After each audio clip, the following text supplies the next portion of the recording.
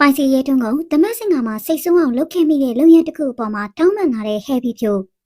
သမတ်စင်ကအစီအစဉ်မှာလုပ်ခဲ့တဲ့လုပ်ရအတွက်ပိုင်စီရဲတုံးကိုတောင်းပန်လာတာကဟဲဘီဖြိုပါဒီလိုတောင်းပန်လာတဲ့ဟဲဘီဖြိုရဲ့လုပ်ရအတွက်ပရိသတ်တွေကတော့ချီးကျူးနေကြပါတယ်အထူးသဖြင့်အမားကိုတီကအမှန်ပြင်နိုင်တဲ့ဟဲဘီဖြိုရဲ့လုပ်ရအတွက်ချီးကျူးကြတာပါအလုံးသိကြတဲ့အတိုင်းယခုနှစ်သမတ်စင်ကအစီအစဉ်မှာတော့တခိတခါကကလေးတရုပ်ဆောင်ဟဲဘီဖြိုကညနေမှမျက်နှာဖုံးရှင်ဖြစ်နေပါဝင်ခဲ့တာဖြစ်ပါတယ်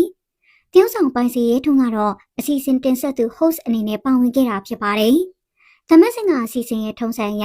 အစီအစဉ်တင်ဆက်သူတွေဆယ်လီစုံတောက်တိုင်းတွေဟာပါဝင်လာတဲ့မျက်နှာဖုံးရှင်တွေနဲ့စာစာနောက်နောက်ပျော်ပျော်ပါပါပရိသတ်တွေကြည့်ရှုတာမပြင်းအောင်တင်ဆက်ရတာဖြစ်ပါတယ်။မျက်နှာမောင်မျက်နှာဖုံးရှင် heavy ဖြိုးကတော့ပိုင်စီရဲထုံးကိုဖေဖေဆိုပြီးခေါ်လိုက်တာပါ။ဒီလို heavy ဖြိုးကပိုင်စီရဲထုံးကိုဖေဖေဆိုပြီးခေါ်လိုက်ချိန်မှာပိုင်စီရဲထုံးမျက်နှာကဟန်အောင်မဆောင်နိုင်လောက်အောင်စူပုတ်သွားတာကိုတွေ့ရတာပါ။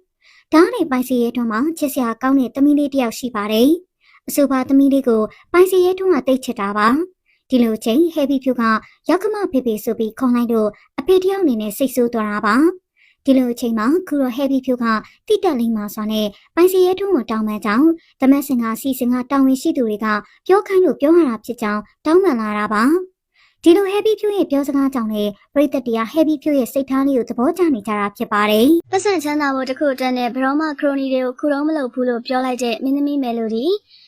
လို့ပြောလိုက်ရင်မသိသူမရှိလောက်အောင်ဘယင်မတစ်ပါးရဲ့အလှမျိုးနဲ့ပြည်ပြလုံးနဲ့တရုတ်ဆောင်ချက်တွေကြောင့်ပရိသတ်တွေရဲ့ကြားထဲမှာအတော်လေးနာမည်ကြီးနေခဲ့တာပဲဖြစ်ပါတယ်။သူမအနေနဲ့ကတော့တရုတ်ဆောင်လှုပ်လာခဲ့တဲ့တက်တန်းတစ်လျှောက်နေရာတစ်ခုရောက်ဖို့အတွက်ဘယ်ဒရိုက်တာမှကပ်ဖားခဲ့တာမျိုးမရှိသလိုခရိုနီတွေနဲ့လည်းအတူတူအိတ်ခဲ့တာမျိုးမရှိကြောင်းပြောထားခဲ့ပါတယ်။ဒါပေမဲ့လည်းသူမရဲ့ဂုဏ်သိက္ခာကိုစော်ကားကျင်ကြတဲ့သူတွေကတော့မယ်လိုဒီရဲ့နောက်မှာသူမကိုထောက်ပံ့ပေးနေတဲ့ခရိုနီတထေးကြီးတွေရှိတယ်ဆိုပြီးအမျိုးမျိုးပြောနေကြတာဖြစ်ပါတယ်။သူမလိုအမျိုးသမီးမျိုးဟာသားဖြစ်သူမျက်နှာငယ်ရမှာဆိုတဲ့အတွက်ခင်မွန်းဖြစ်သူနဲ့ကွာရှင်းပြက်ဆဲပြီးကြရဘယ်ယောက်ျားလေးမျိုးနဲ့မှမညီစွန်းတော့ပဲဂုဏ်သိက္ခာရှိနေလာခဲ့တဲ့သူဖြစ်ပါတယ်။ဒါကြောင့်ဒီလိုမျိုးခရိုနီတထေးတွေနဲ့အိတ်တဲ့ဒရိုက်တာတွေကိုဖားရဲဆိုတဲ့စကားမျိုးတွေကိုလုံးဝလက်မခံနိုင်ကြောင်းနဲ့သူမလိုလူမျိုးကသားသမီးမျက်နှာငယ်ရမယ့်အလုပ်မျိုးဘယ်တော့မှမလုပ်ကြောင်းမမမရက်တီဗီပြောလာခဲ့ပါတော့တယ်။ဒါကြောင့်မယ်လိုဒီရဲ့စိတ်ဓာတ်ကိုပရိသတ်တွေအားလုံးကသဘောကျနေကြပြီးတော့တကယ်ကိုဂုဏ်သိက္ခာရှိတဲ့အမျိုးသမီးတစ်ယောက်ဆိုပြီးတော့ပြောနေကြပြီးဖြစ်ပါတယ်ရှင်။